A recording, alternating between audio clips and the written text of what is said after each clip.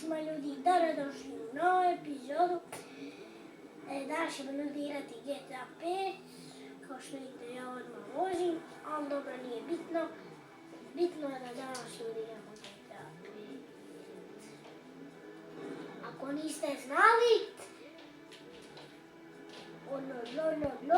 dobro. Opa, Đurđo, gdje si, Brajo? Ej, care moj, ja te nisam vidio dugo. Čekaj. Ali mora da se više malo. Ne, zaleti. Čekaj, ali nije bilo takva to stvar. Ajoj. Umrit će policijani smo smrti.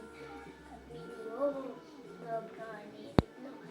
Bitno je samo da izgazim ovu ženu i da nastavljamo dalje. Šanse od malo ima se mi baciti na druga posla. Teško posla ljudi. Izašao sam sa kometa, ladno. Oh my god, gdje je komet? Ok ljudi, evo ga naš auto. Napio sam ga cijelog. Eto, super. Krećemo dalje s kometom. Čekaj, ali nema posla ljudi. O tome je problem. Čekaj, mora da se zaleti malo. Teška posla. Oh my god.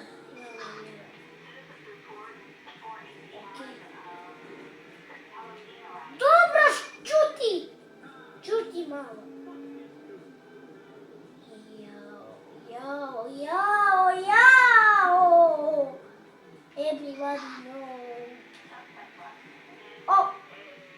Super! Kakav trik kometa. Osti, kakva kombinacija! Ja ljudi želim ovo auto normalno.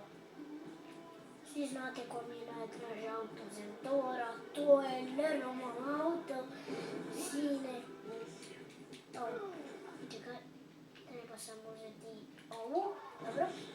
Ja ljudi, nemoguće da sam umre odmah.